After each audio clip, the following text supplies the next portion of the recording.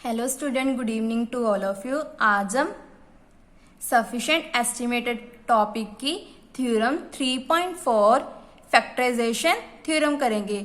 इसकी स्टेटमेंट क्या है? Let x1 x2 xn be discrete random variable the statistic theta cap is sufficient estimator of parameter theta if and only if the joint probability mass function L of a random variable can be written as L is equal to G of x theta comma theta cap multiply H of x1 x2 up to so on xn। जो L है वो क्या हमारा एक PDF mass function है, joint probability mass function है, जिसको किसके साथ डिनोट कर रहे हैं? हम L के साथ डिनोट कर रहे हैं। और G theta cap comma theta क्या है हमारा? Non negative function of theta, means कि ये क्या है? एक नॉन नेगेटिव फंक्शन है। नॉन नेगेटिव मतलब जिसमें नेगेटिव टर्म्स नहीं है। एंड थीटा कैप और जो h of x1 x2 xn है वो क्या है हमारा? Non negative function of x1 x2 up to so on xn only and does not depend on theta. जो h वाले एलिमेंट्स हैं x1 x2 xn वो किस पे डिपेंड नहीं कर रहे? थीटा पे डिपेंड नहीं कर रहे हैं। L क्या है हमारा? Joint probability mass function. G theta comma theta cap क्या है हमारा? Non negative function of theta and theta cap. H of x1 x2 xn क्या है हमारा? नेगेटिव फंक्शन है x1 x2 xn का, only does not depend on theta.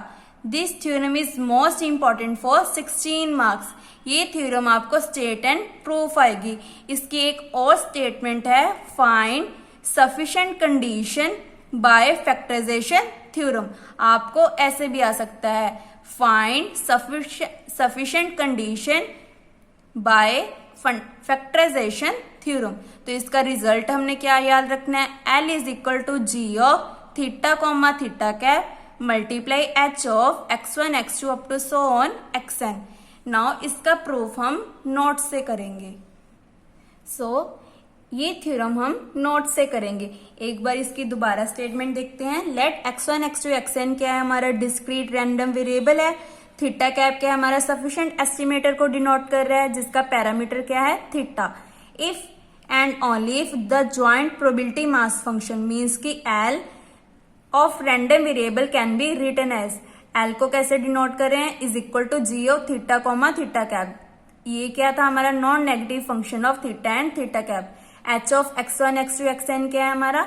Non negative function है of x1 x2 xn only, do not depend on theta. Now इसका proof क्या है? वो suppose that theta cap is the sufficient condition of for theta. हम लेकर चले हैं जो हमारा थीटा कैप है वो क्या हमारा? सफिशिएंट कंडीशन है या sufficient estimator of for theta. Then by definition, इसकी डेफिनेशन क्या होती है? P of x1 is equal to small x1, x2 is equal to x2, xn is equal to small xn, theta cap is equal to k is independent of theta. जो ये सारी term है वो किससे independent है? Theta से independent है। Now by joint probability mass function of L can be written as. इसको हम कैसे लिख सकते हैं? L is equal to p theta. यहाँ पे क्या आ जाएगा? x1 is equal to x1, x1 is equal to x2, xn is equal to small xn। Similarly इसको हम कैसे लिख सकते हैं? यहाँ पे कॉमा डाल के theta cap is equal to k। यहाँ पे बाय की जगह हमने क्या डाल दिया? कॉमा डाल दिया।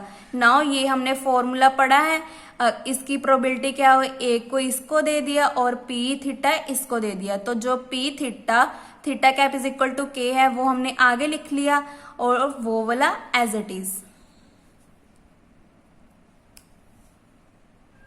एक बार दोबारा देखते हैं। पहले हमारे पास रूल क्या होता है? P of A upon B is equal to P A intersection B upon P B। Here P A intersection B क्या होता है? P A P B। ये किसके लिए होता है? जब हमारी जो प्रोबेबिलिटी है वो क्या होती है? इंडिपेंडेंट होती है। इसकी नोटेशन क्या होती है? P A कोमा B, जैसे हमारी यहाँ पे है A कोमा B। नाउ इस पे हमने फॉर्मूला अप्लाई करना है, वो देखो हम कैसे लगाएंगे। That means A P A intersection B की जगह हम क्या लिख दिए, पी ए कोमा बी। इसकी जगह हमने ये लिख दिया क्योंकि हमें ये जरूरत है ना, P A comma B. Then हमने ये लिख दिया अपॉन पी बी, ठीक है, अपॉन पी बी, क्योंकि ये एज इट इज। बस पी ए इंटरसेक्शन बी की जगह हमने क्या लिख दिया, पी ए कोमा बी। ये हमारा डिवाइड में है, लेफ्ट हैंड साइड आकर मल्टीप्लाई में, क्योंकि हमें इसकी वैल्यू चाहिए ना P theta A comma B की। Then P A comma B किसकी इक्वल आ गया, पी बी मीन्स की पीछे वाली term, P A upon B, A upon B. तो हमारा ये फॉर्मूला बन गया, P A comma B is equal to P B, P A upon B. I hope आपको ये स्टेप समझ आ गया। अगर आपको ये स्टेप नहीं समझ आएगा तो आप मुझे कमेंट करके पूछ सकते हैं। नाउ इसे दे दी इक्वेशन नंबर 1, इसे दे दी equation number A. Provided p x1 is equal to x1, x2 is equal to x2, xn is equal to xn upon theta cap is equal to k is well defined। जो हमारा ये है वो क्या है, well defined है, means कि इसको डिफाइन करने की जरूरत नहीं है। The values of x1, x2, xn for which p theta for all thetas, means कि p थीटा में क्या है, x1 is equal to x1, x2 is equal to x2, xn equal to xn। इसमें क्या वैल्यूज हैं, for all theta's के लिए है। बट हमने स्टार्टिंग में क्या बोला था,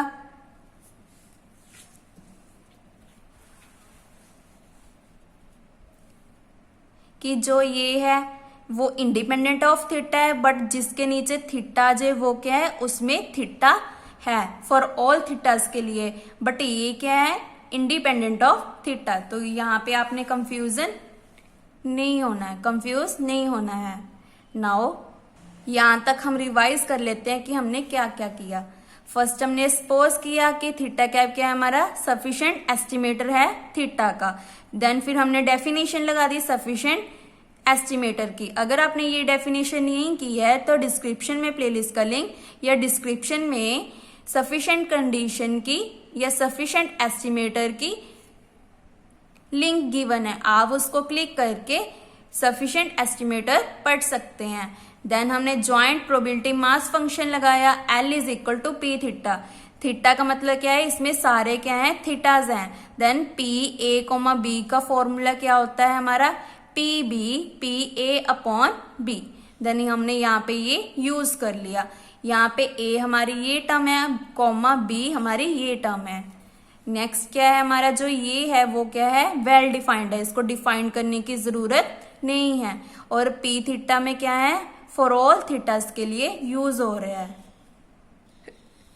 we define H of x1, x2, xn equal to 0। इसको हम किसके इक्वल लेकर चले हैं, 0 के इक्वल लेकर चले हैं।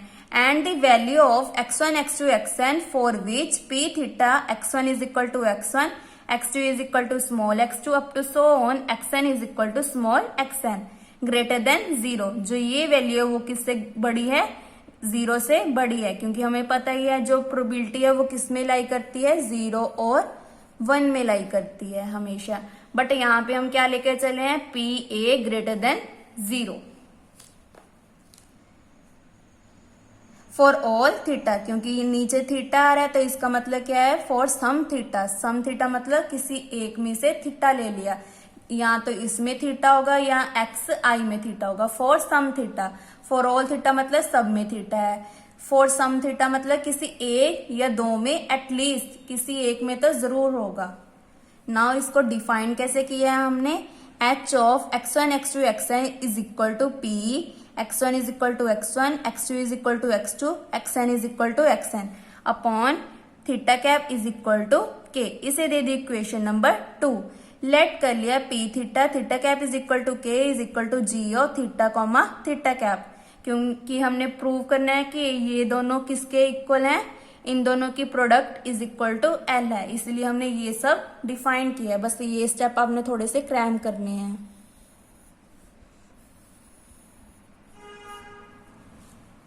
नाउ फ्रॉम 1, इक्वेशन 1 हमारी कौन सी थी, जो हमने प्रोडक्ट करके बनाई थी, L is equal to P B P A upon B वाली। सो यहाँ पे हम वैल्यूज को पुट करते हैं।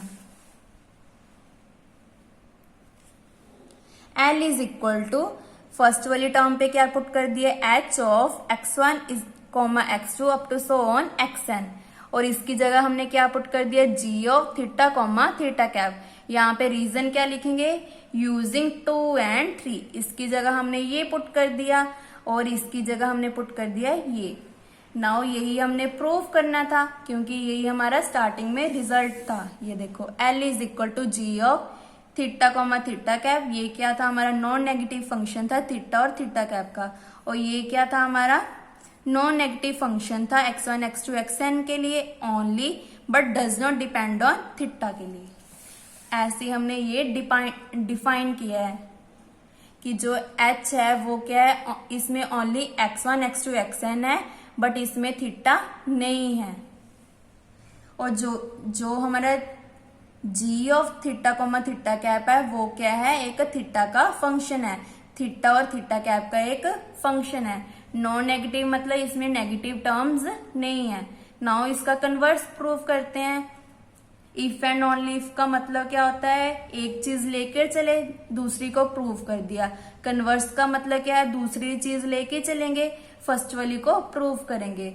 नाउ दूसरी चीज को लेके चले हम, let L is equal to G of theta comma theta cap multiply H of x1 x2 xn holds, ये क्या कर रहा है हमारा, होल्ड कर रहा है, जो हमने प्रूव किया है वो क्या कर रहा है, होल्ड कर रहा है।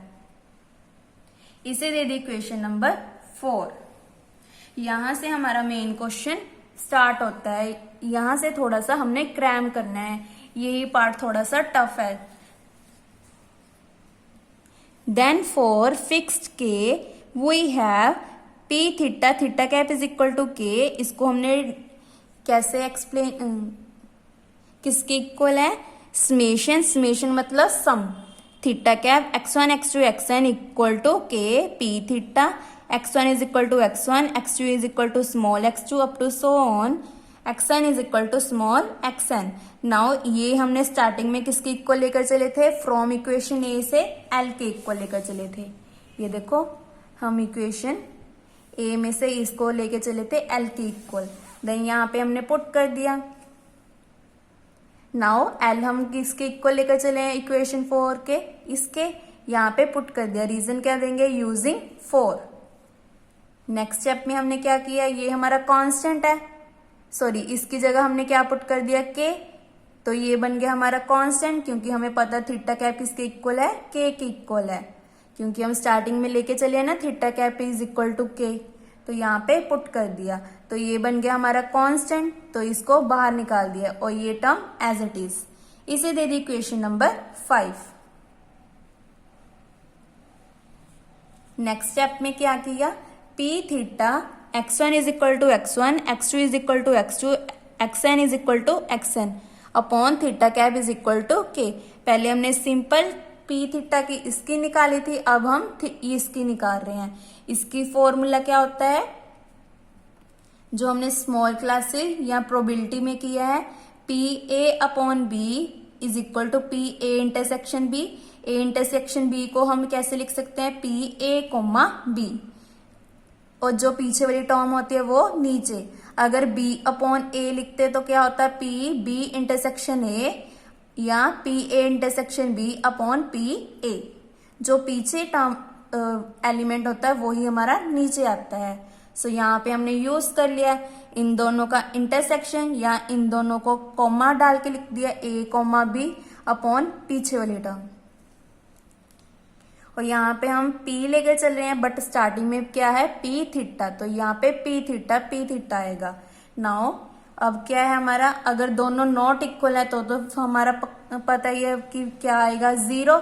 अगर दोनों इक्वल आ गए तो हमारी ओनली ये टर्म आ जाएगी, क्योंकि थीटा कैप किसकी इक्वल है, k के इक्वल है। तो क्या आ गया, p theta x1 is equal to x1, x2 is equal to x2, xn is equal to xn।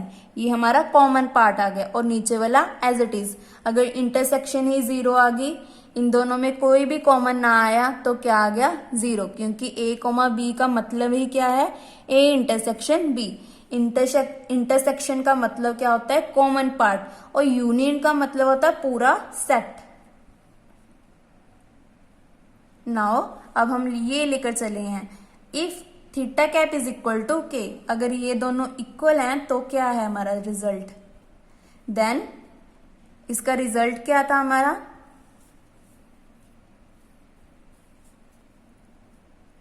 अगर ये इक्वल है तो हमारे ये आंसर आया, तो इसको हमने यहां पे लिख दिया P theta x1 is equal to x1, x2 equal to x2 up to so on xn is equal to xn, क्योंकि हम कौन सा रिजल्ट लेके चले हैं? Condition theta cap is equal to k. इसको तो जरूरत ही नहीं है, क्योंकि अगर नॉट इक्वल है तो हमें पता ही है कि इसकी वैल्यू क्या आएगी? 0। इसीलिए हमने इक्वल वाला उठाया है और ये वाला स्टेप एज इट इज चल रहा है और ये इसके इक्वल। स्टार्टिंग में ए में इक्वेशन ए में ये किसके इक्वल था? हमारा एल के, और ये टर्म एज इट इज। एक बार रिवाइज करते हैं हम। फर्स्ट हमने क्या किया? कन्वर्स है जो हमने प्रूव किया तो उसको लेके चले, देन उसको फिर हमने डिफाइन कर दिया। ये हमने इक्वेशन ए में ए के एल के इक्वल लेकर चले थे, यहाँ पे एल पुट कर दिया। नाउ एल किसके इक्वल लेकर चले हैं? ये इसके, तो यहाँ पे हमने पुट कर दिया यूजिंग 4। नेक्स्ट हमने क्या किया? थीटा कैप किसके इक्वल है? के के इक्वल है, तो यहाँ पे पुट कर दिया। दैट मीन्स ये क्या बन गया? कांस्टेंट, और ये हमारा बन गया वेरिएबल। इसे दे दी क्वेश्चन नंबर 5। नेक्स्ट हमने क्या किया? P A comma B P B वाला फॉर्मूला लगा दिया। फिर उसके बाद दो कंडीशंस बन गई और दो कंडीशन में से दूसरी कंडीशन को हमने उठा लिया। सो हमारा रिजल्ट क्या बन गया? L upon P theta theta cap is equal to k. So यहाँ पे हम एल की वैल्यू पुट करेंगे। कौन सी इक्वेशन थी हमारी? Using equation number 4। और इक्वेशन 5 में क्या है? P theta theta cap is equal to k, जो हमारी ये वैल्यू आई है। तो यहाँ पे हम इन दोनों की जगह हम पुट कर देंगे। कौन सी इक्वेशन है? Using 4 and 5। सो यहाँ पे हमने पुट कर दिया। रीजन क्या दिया? Using 4 and 5 equation. Next step में हमने क्या किया? थीटा कैप किसके इक्वल है? के यहाँ पे पुट कर दिया। देन ये दोनों कैंसिल हो गया, बाकी term as it is. Next क्या है? ये term as it is h x1 x2 xn summation theta cap is equal to k h of x1 x2 xn which is independent of parameter theta, क्योंकि हमारे पास सारा finish हो गया theta. हमारा main target क्या था? हमने थीटा को फिनिश करना था, क्योंकि हम स्टार्टिंग में जब लेकर चले थे ये क्या था? हमारा इंडिपेंडेंट ऑफ थीटा था। हमने लिखा था ना इंडिपेंडेंट ऑफ थीटा। देन हमने रिजल्ट प्रूव क्या किया था? L is equal to G of theta comma theta cap h of x1 x2 xn। Converse में क्या किया? ये हम लेके चले थे। प्रूफ क्या करेंगे? भी जो हमारा रिजल्ट आया है वो क्या है? Independent of parameter theta, hence the result. यही हमें प्रूव करना था।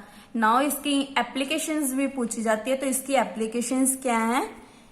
The factorization theorem also hold, जो हमारी ये थ्योरम है किस पे होल्ड होती है? For continuous random variables.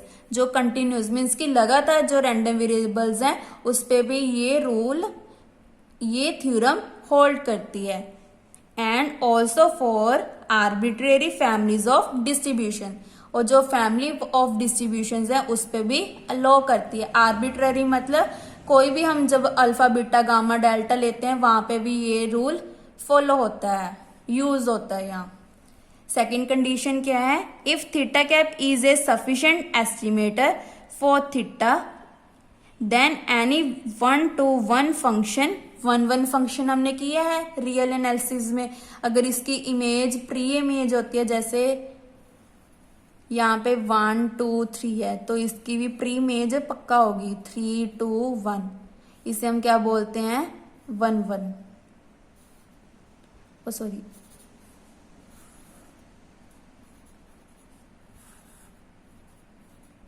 One हमारा ये रहा, 2 3, ये हमारा क्या बन गया? 1-1। अगर एक टर्म और बच जाती तो 1-1 नहीं होता। तो जो थीटा है, जो हमारी फैक्टराइजेशन थ्योरम है, वो 1-1 फंक्शन पे भी अप्लाई होती है। For theta cap is also estimator also sufficient. जो थीटा कैप है वो किसको डिनोट कर रहा है? सफिशिएंट एस्टिमेटर को डिनोट कर रहा है, और जिसका पैरामीटर क्या है? थीटा।